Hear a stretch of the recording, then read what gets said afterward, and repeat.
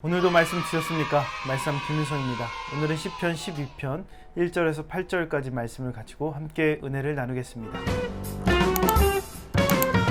오늘 시편 기자가 처해 있는 상황은 서로 물고 뜯는 전쟁터와 같은 상황이에요. 겉으로는 좋은 말을 하는 것처럼 보이지만 진실은 하나도 없는 그런 상황, 거짓의 언어와 자신의 마음과는 전혀 다른 말들을 내뱉고 있는 거죠. 많은 사람들이 이렇게 하는 이유가 무엇입니까? 8절 말씀에 기록되어 있습니다. 비열함이 인생 중에 높임을 받을 때에 악인들이 곳곳에서 날뛰는도다. 그렇게 사는 자들이 높임을 받기 때문이에요. 이런 모습을 시편 기자는 비열하다라고 표현하고 있습니다. 거짓으로 그리고 아첨하는 말로 사람들을 갈라놓고 아프게 하고 힘들게 하는 그런 사람들이 오히려 권력을 잡는 그런 모습이 보여지는 겁니다. 반대로 정직하게 사는 시편 기자와 같은 사람들은 오히려 조롱을 받는 그런 시대죠. 오늘날과 크게 다르지 않다고 생각합니다. 거짓이 충만하죠. 진실이 무엇인지 모릅니다. 시편 기자도 우리도 이 비열한 거리, 비열한 시대에서 살고 있는 겁니다. 이럴 때 우리가 믿음의 사람들은 어떠한 태도를 취해야 되는가? 6절 말씀에 나와 있습니다. 여호와의 말씀은 순결하며 흙 도가니에 7번 단련한 은 같도다. 믿음의 사람들은 말씀의 순결함을 지키면서 살아야 됩니다. 일반적으로 말로 죄를 짓는 것이 어렵지 않습니다. 말로 거짓을 말하는 것이 쉽죠. 그러나 진정한 믿음의 사람들에게는 사실 거짓을 말하는 것이 굉장히 어려운 일입니다. 말씀의 순결함이 그 안에 있기 때문이에요. 이 순결함은 도가니에 7번 단련한 은과 같다라고 성경이 말하고 있습니다. 그만큼 정결하죠. 반복해서 단련할수록 내구성이 단단해지죠. 그 가치를 증명하는 겁니다. 우리는 이 말씀의 순결함을 지켜내기 위해서 우리의 언어와 그 고백을 반복해서 단련해야 되는 것이 필요하다라는 겁니다. 어떻게 가능합니까? 첫 번째로 자신의 유익을 위한 거짓과 아첨을 경계해야 합니다. 2절에서 4절 말씀 보십시오. 그들이 이웃에게 각기 거짓말을 말하며 아첨하는 입술과 두 마음으로 말하는도다. 여호와께서 모든 아첨하는 입술과 자랑하는 혀를 끊으시리니 그들이 말하기를 우리의 혀가 이기리라. 우리 입술은 우리의 것이니 우리를 주관할 자 누구리요 함이로다. 비열한 자들은 자신의 뜻과 의도, 자신의 것을 위해서 거짓을 말하는 거예요. 자신이 취할 것, 자신의 유익을 위해서 의도적으로 거짓을 말하는 겁니다.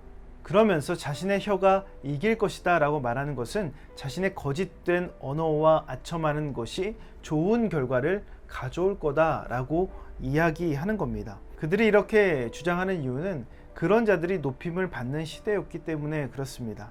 그러므로 거짓과 아첨의 출발은 자신이 높아지려고 하는 욕망 때문입니다. 하나님은 자신을 높이려고 하는 모든 것을 끊으십니다.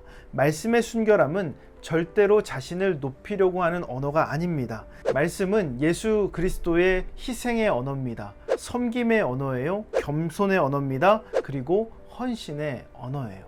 이 사실을 우리가 반드시 기억하면서 우리 스스로가 높아지지 않도록 우리의 언어와 우리의 행실을 반복해서 단련하고 또 단련해야 된다라는 겁니다. 두 번째로 자신이 듣기 좋은 말을 경계해야 합니다. 비열한 자들은 이웃을 고려하지 않아요. 이웃을 배려하는 모습이 전혀 없습니다. 자신의 유익만을 위해서 모든 초점이 자신에게 맞춰져 있는 거예요. 누군가 거짓된 말로 이웃이 상처를 받는 것보다 내가 취할 이득이 훨씬 더 중요한 겁니다. 그러므로 자신에게 듣기 좋은 말을 하는 사람을 좋아하는 거예요. 그러나 믿음의 사람들은 달라야 되죠. 자신에게 듣기 좋은 말을 하는 것이 아니라 하나님께서 관심 갖는 말, 하나님이 좋아하는 말을 생각해야 됩니다. 그것이 무엇입니까? 5절 말씀에 나와 있습니다. 여호와의 말씀에 가련한 자들의 눌림과 궁핍한 자들의 탄식으로 말미암아 내가 이제 일어나 그를 그가 원하는 안전지대에 두리라 하시도다.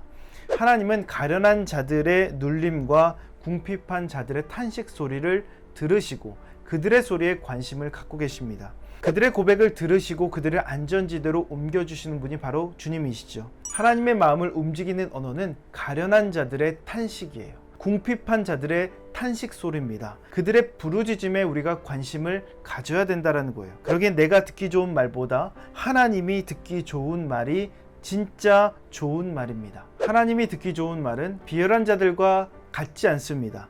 당장의 세상에서 높임을 받지 못한다고 할지라도 그것을 두려워하지 않아요. 그것에 관심을 갖지 않아요. 지금 당장 무엇이 달라지지 않는다 할지라도 하나님이 영원토록 지키실 것이다 라는 그 믿음이 그 언어 속에 있다라는 겁니다. 이런 삶이 하나님이 듣기 좋은 말에 관심을 갖는 사람들의 모습이다라는 겁니다.